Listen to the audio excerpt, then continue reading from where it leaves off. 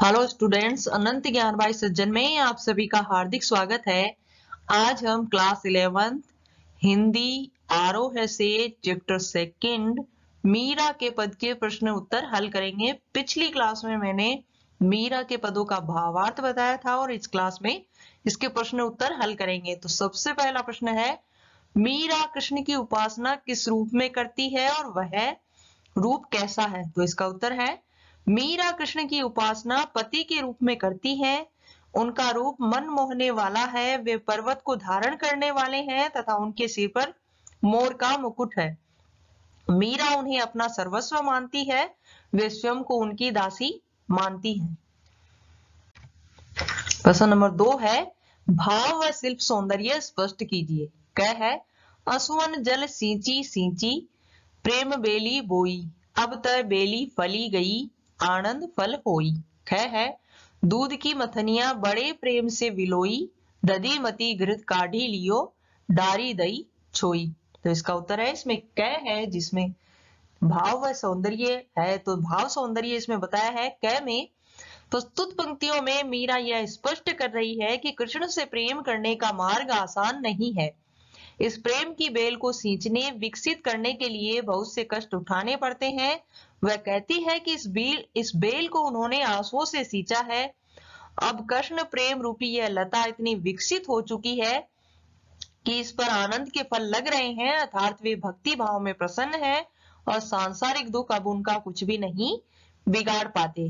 अर्थात वे कह रही हैं कि उन्होंने रो रो के इस प्रेम की बेल को सींचा है और अब ये बेल इतनी सींचने से बेल इतनी बड़ी हो गई है कि उन्हें जो इसका आनंद मिल रहा है उससे कोई उसकी कोई वो प्रसन्नता व्यक्त नहीं की जा सकती, क्योंकि अब मैं इतनी प्रसन्न हूं कि मैं कृष्ण की भक्ति में इतनी डूब गई हूं कि मुझे इस सांसारिक दुख से अब कुछ भी लेना देना नहीं है और ना ही ये सांसारिक दुख मेरा कुछ बिगाड़ सकते हैं। अब शिल्प सौंदर्य क्या है? राजस्थानी मिश्रित ब्रज भाषा में सुंदर अभिव्यक्ति है। सांग रूपक अलंकार का प्रयोग है, जैसे प्रेम बेली आनंद फल असुवन जल। सींची सची में पुनरुक्ति प्रकाश अलंकार है और अनुप्रास अलंकार भी है, जैसे बेली बोई गेयता। इसमें अनुप्रास अलंकार है, अर्थात एक ही शब्द की पुनरावृत्ति। तो अगला जो कथन है, ख, दूध की मथनिया बड़े प्रेम से विलोई, दधी मती घृत काढ़ी लियो डारी दई छोई। अब इसमें भाव सौंदर्य और शिल्प सौंदर्य।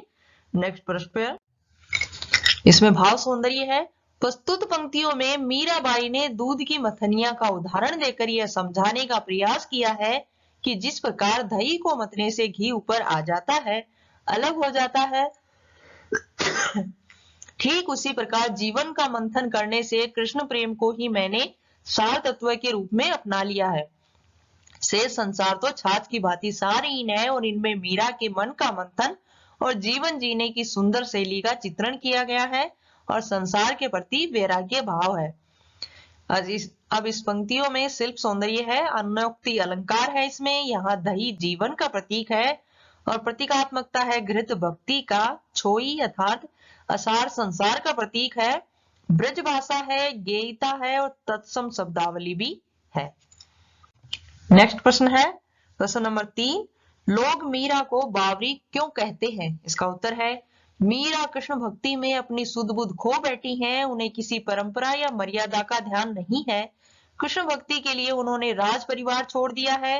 लोक निंदा सही तथा मंदिरों में भजन गाए, नृत्य किए, भक्ति की यह पराकाष्ठा बावलेपन को दर्शाती है, इसलिए लोगों ने उन्हें बावरी कहा है।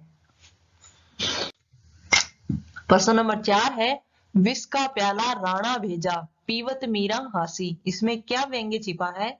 इसका उत्तर है, मीरा के व्यवहार को उनके ससुराल वाले अपने कुल की मर्यादा के विरुद्ध मानते थे, अतः मीरा को मर्यादित व्यवहार करने के लिए उन्होंने कई बार समझाया और जब वह कृष्ण भक्ति से नहीं हटी तो उन्होंने मीरा को मारने का प्रयास किया। राणा अर्थात मीरा के ससुर, यहाँ गलत लिखा है, जो राणा से संबंधित है मीरा के देवर जो विक्रमादित्य थे, उन्होंने मीरा को मारने के लिए जहर का प्याला भेजा, जिसे मीरा हंसते हंसते पी गई।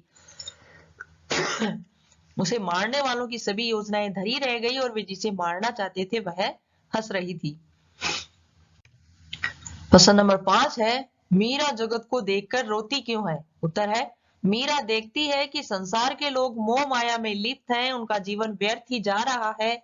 सांसारिक सुख दुख को असार मानती है, जबकि संसार उन्हें ही सच मानता है। यह देखकर मीरा रोती है। आसपास प्रश्न नंबर 1 है, कल्पना करें प्रेम प्राप्ति के लिए मीरा को किन किन कठिनाइयों का सामना करना पड़ा होगा। उत्तर है, प्रेम प्राप्ति के लिए मीरा को निम्नलिखित कठिनाइयों का सामना करना पड़ा होगा। पहला है, सबसे पहले उन्हें घर में विरोध का सामना करना पड़ा, उन पर पहरे बिठाए गए होंगे तथा घर से बाहर नहीं निकलने दिया गया होगा। दूसरा है, परिवार वालों की उपेक्षा व ताने सहने पड़े होंगे। तीसरा है, समाज में लोगों की फप्तियां सही होंगी, अर्थात तरह तरह की बातें। चौथा है, मंदिरों में रहना पड़ा होगा। पांचवा है, भूखे प्यासे भी झेलना होगा। और छठा है, उन्हें मारने के लिए कई प्रयास किए गए होंगे। प्रश्न नंबर 2 है, लोक लाज खोने का अभिप्राय क्या है? उत्तर है, उस समय समस्त राजस्थान में पर्दा प्रथा थी। मुगल शासकों की अय्यासी और अत्याचारों से बचने के लिए स्त्रियां घर से बाहर भी नहीं निकलती थी। वे ऐसे समाज में मीरा कृष्ण का भजन सत्संग करती, गली गली घूमती थी। इसे लोक अर्थात समाज की लाज मर्यादा का उल्लंघन मानकर लोक लाज खाना अर्थात त्यागना कहा गया है। प्रश्न नंबर 3 है, मीरा ने सहज मिले अविनाशी क्यों कहा है? उत्तर है, मीरा का कहना है कि कृष्ण अनश्वर हैं, उन्हें पाने के लिए सच्चे मन से सहज भक्ति करनी पड़ती है। इस भक्ति से प्रभु प्रसन्न होकर भक्त को मिल जाते हैं, इसीलिए सहज मिले अविनाशी कहा है, अर्थात सरलता से जो मिल जाते हैं। प्रश्न नंबर 4 है, लोग कहे मीरा भई बावरी, न्यात कहे कुल नासी रे। मीरा के बारे में लोग समाज और न्यात कुटुंब की ऐसी धारणाएं क्यों है? उत्तर है, समाज मीरा के भक्ति भाव को समझ न सका। संसारी ने धन दौलत राजमहल आभूषण 56 प्रकार के भोजन राजसी सुख आदि को सब कुछ माना था। उन्हें छोड़कर मीरा गलियों में भटक रही है, यह पागलपन ही तो है कि चित्तौड़ में राजमहल छोड़कर मंदिर में रहने लगी हैं, फिर वृंदावन में भटकी और कृष्ण की आज्ञा से द्वारिका आई। इसे लोगों ने पागलपन माना। न्यात ने कहा कि राजघराने का वंश चलाने के लिए मीरा ने सांसारिक धर्म को पूरा नहीं किया, इसलिए मीरा कुल का नाश करने वाली कहलाई। मीरा कृष्ण के प्रेम के सामने संसार को कुछ भी नहीं मानती थी। तो इसी के साथ इस चैप्टर के क्वेश्चन आंसर यहीं समाप्त होते हैं। इस वीडियो को देखने के लिए आप लोगों का बहुत बहुत धन्यवाद। प्लीज लाइक शेयर और सब्सक्राइब जरूर कीजिए। अगली क्लास का इंतजार करते रहिए। तब तक के लिए अलविदा।